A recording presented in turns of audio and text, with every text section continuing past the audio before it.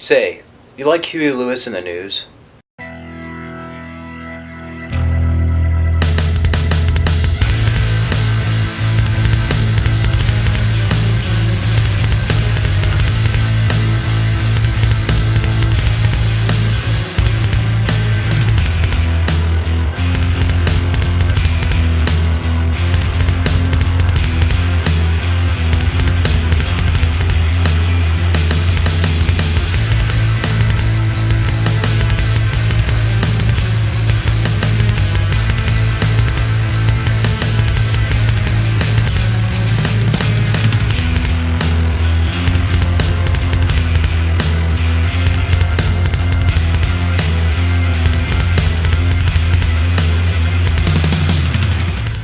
Hello everyone, my name is Frederick Lopez, you're in a new episode of The Final Cut, and today I'm going to be reviewing the 2000 cult classic, American Psycho.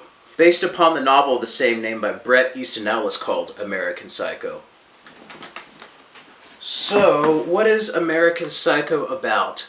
Well, pretty much it's about a character named Patrick Bateman. He's a Wall Street yuppie obsessed with success, status, and style. But at night, he's a killer who rapes, murders, and dismembers both strangers and acquaintances without provocation or purpose. So yeah, that's pretty much what American Psycho is about. It stars Christian Bale as Patrick Bateman.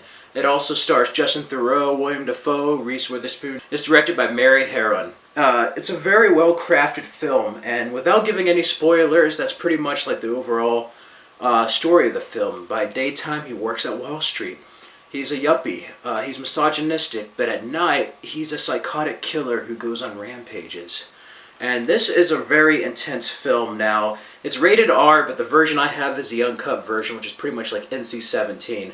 And I would highly recommend this version. It's just a little bit more edgier, but they're both great versions of the film. They're both great stories, well acted. Christian Bale gives his best performance here. He's a great actor. I loved him as Bruce Wayne Batman, the Machinist, the Fighter. But Patrick Bateman is one of those roles where he just totally owns it. And it's crazy to think we almost didn't have him in the role. Originally, Mary Harron was going to make it, and it was a controversial book. A lot of people sent the author death threats and stuff, so when it got optioned to be a movie, it was going through a long development stage, and she wanted a bit of unknown actors, Christian Bale. And the studio at the time wanted Leonardo DiCaprio. So she's like, if you're going to get Leo DiCaprio, I'm dropping out. So when she did, Oliver Stone took over the project. And you're going to have different actors in the role. You had Leo DiCaprio as Patrick Bateman, James Woods as William Dafoe's character. A lot of stuff changed. The only thing that stayed the same was Jared Leto's character, Paul Allen. The budget inflated, and Leonardo DiCaprio went to go film The Beach, so Oliver Stone dropped out. So then Mary Harron came back with her original choice of Christian Bale, and they ended up making the movie. Which is really great. I can't imagine this film without Christian Bale. It's a very different type of horror film. It's a little bit loosely based off the book, but there's some stuff from the book that they still get in there, as much as you can for a movie. Otherwise, it would be X-rated or have to be on HBO. I would like to see a version of that, but I feel like they get a lot of parts of the book and just replace it with some other stuff here. And some of the stuff is improvised as well. Christian Bale based some of his performance off of an interview with Tom Cruise with David Letterman in the late 90s. He said it was weird because he was happy, but there's nothing behind the eyes, so he based his like sociopathic behavior of Patrick Bateman off of Tom Cruise, which is interesting because in the book, Tom Cruise offers Patrick Bateman a lift.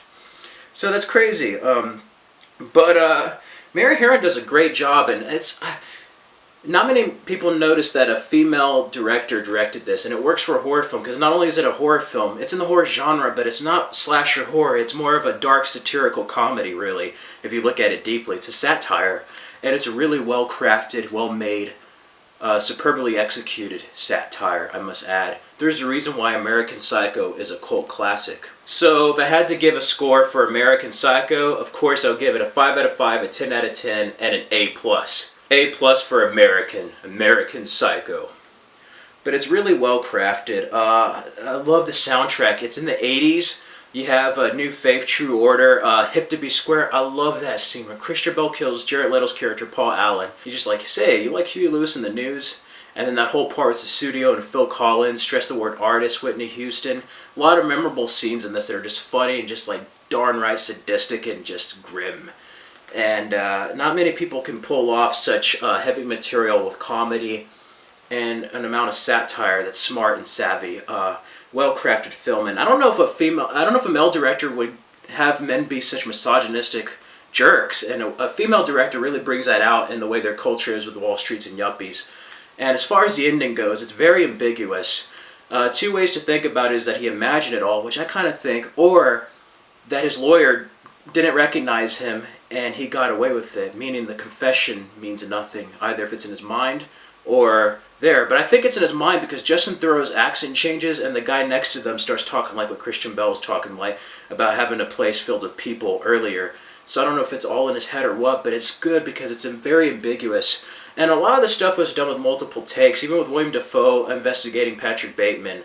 He filmed 3 different takes as if he knew Patrick was a murderer, he was trying to figure it out, or didn't know. And the director and the editing basically rearranged it to make the audience not sure of what he's thinking.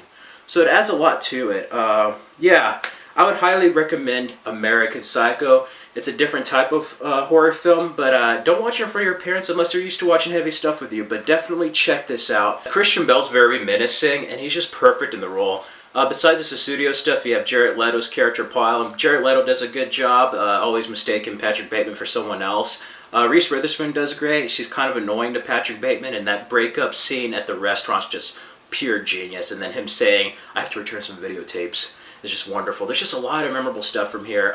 Pretty much the cast and everything is all great. It's building up to like the ending, and it's just the way the ending is with that shot closing in, zooming into his head, his eyes, just says everything. It's a well-crafted film, and it's a good satire on Wall Street yuppie culture in the 1980s. Despite him being a psychotic person, it really is more of a satire and statement on that type of culture in Wall Street. And yeah, that's just a brief review, and it definitely makes the final cut. Most definitely, it's a different type of horror film. I wouldn't even maybe call it a horror film. It's just a great film. American Psycho, there's a reason why it's a cult classic. It is one of the best films of the 2000s, and it's definitely one of the best films in the 21st century. So check it out, especially if you checked out Christian Bale's other roles, other movies. Check this out. And I would also highly recommend reading the book. It's really well done as well. Same author also wrote The Rules of Attraction, which is also another great underrated movie, I feel, with Jason Vanderbeek about Patrick Bateman's younger brother. Don't watch American Psycho 2 with Mila Kunis. That's just a horrible cash-in. There's only one American Psycho. Check it out. It is fantastic. And yeah, 5 out of 5, 10 out of 10, and an A+. Go check it out. And then for the final cut in October, go ahead and check out other reviews I have, and I'm going to be having a lot more. I'm going to have Halloween 2, all the Nightmare on Elm Street films, all the Scream films reviewed, Interview with the Vampire, Queen of the Damned, and then one review each month leading up to Underworld Blood Wars. I'm going to be having a review on an Underworld film. So starting in October, I'm going to review the first Underworld from 2003. So yeah, that's just a brief review. My favorite moments, I love the Huey Lewis in the news scene, and then him axing him and just like, "Try getting a reservation at Dorsey's now, you fucking bastard." I love that. Phil Collins, always loves the studio listening to that. Looking in the mirror. Christian Bale just looking in the mirror while he's just banging 2 prostitutes is just genius. And then him saying, "Don't touch the watch." It's just brilliant. Hip to be square, do you like Huey Lewis in the news? The business card scene, breaking up with Evelyn, it's just like, Evelyn kept on buzzing in my ear while I was trying to listen to the new Robert Palmer tape.